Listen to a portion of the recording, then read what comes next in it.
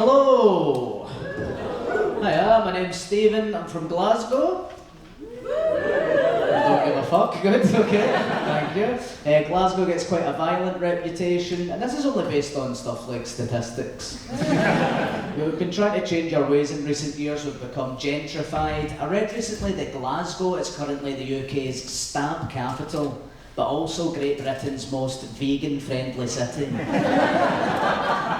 Basically, we'll stab you, but we draw the line at drinking milk. Because we're not barbarians, right? Being from Glasgow, you need to know how to protect yourself. I've devised a survival tip. What I do when I'm walking the main streets is I always keep my keys between my knuckles. That way, if someone tries to attack me, I'm ready to just give them my car. Take the Clio, mate, don't hurt me, thank you. I have lost 3 cars, never been stabbed. So it's a foolproof plan if you ask me. I don't know if you can tell by my height, but I am a small man.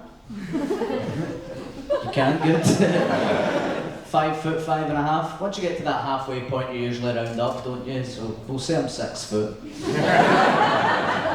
I think that's sound logic, but women off the internet disagree. All of a sudden I'm a catfish. Just because technically I'm not 6 foot or Latino. PC gone mad, if you ask me. I'm not a catfish, by the way. I don't think it's right tricking people into thinking they're getting the full package when they're clearly not. So it's not nice being tricked. I've been tricked before. I've been duped.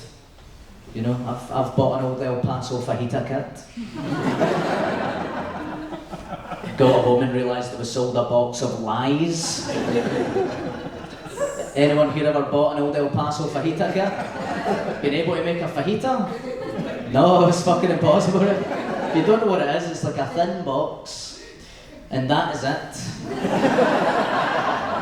With a picture of a fajita on the front, and then in size 1 font at the bottom of the box, just add, then proceeds to list every single ingredient you need to make a fajita.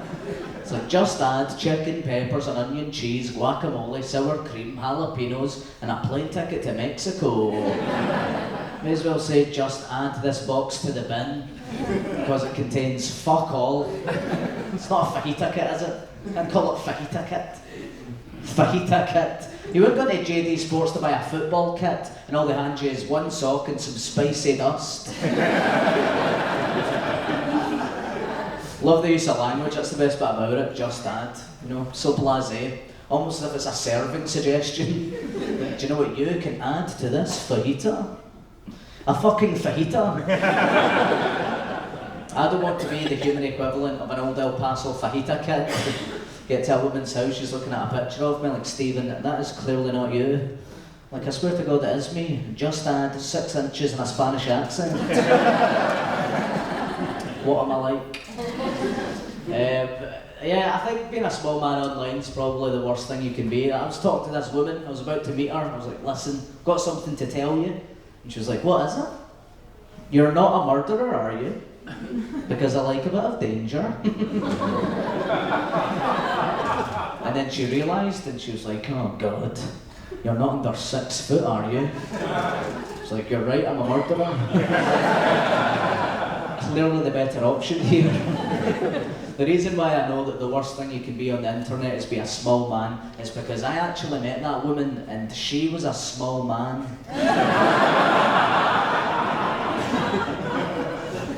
Name's Davy, she's a lovely girl. I've gone out 6 years now.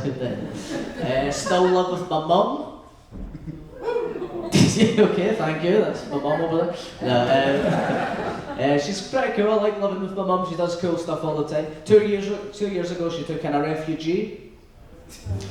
You don't think it's cool, okay? Fucking hell, got that tense there. Didn't realise it was a UKIP meeting in tonight.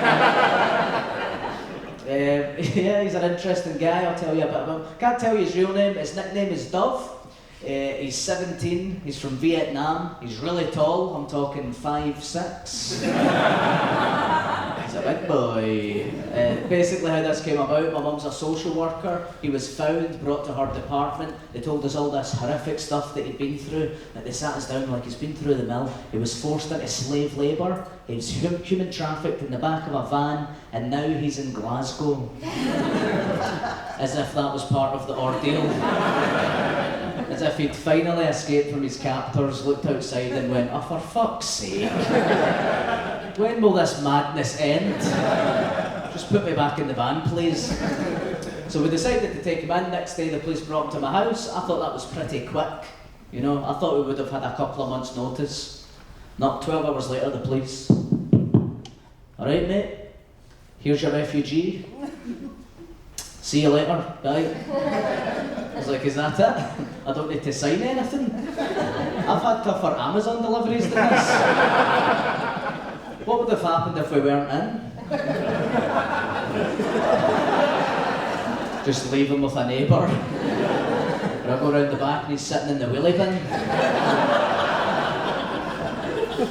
No, I don't know how this is a safe place either, mate. With the amount of foxes around here, it's a pretty dangerous place actually. Saying that I would rather deliveries get left in the bin than with a neighbour. Don't know what that says about me as a person, that I would rather raid a bin than have a 10-second conversation with Brenda across the road.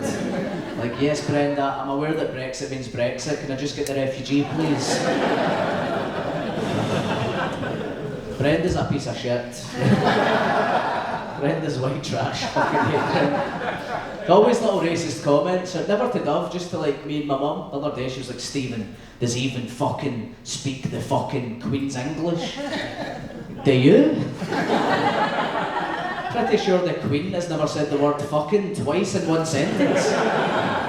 She was like, yeah, but how do you know he's not one of those suicide bombers? Because he's still alive. That's the biggest clue here, Brenda. Never understood that, it's ridiculous. I guess different people have different perceptions on the whole refugee thing. A lot of people come up to me and say, Stephen, don't you find it weird having them there all the time? Not really. I'm 27 and I live in my mum's attic. It's weirder that I'm there. I've heard neighbours going up to him asking, what's it like living with a man-child? The refugee's like, shh, he can speak English. Hardest thing about it is trying to explain Western stuff to him that he doesn't understand. The first day he arrived in Scotland was on Halloween. You ever tried to explain Halloween to a refugee without sounding like a creep? It's impossible. I had to sit him down. I was like, listen, there's going to be a lot of children coming to the house. And they're going to get dressed up for us. Not for us, for society. He's like, what do you mean dressed up? And I was like, you know, they pretend to be something that they're not. He was like, what, like an old El Paso fajita kit?